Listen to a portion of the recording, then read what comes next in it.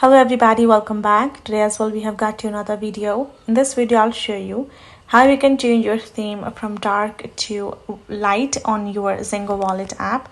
But before that, please do make sure to like our video, subscribe our channel, and yes, without any further delay, let's get started.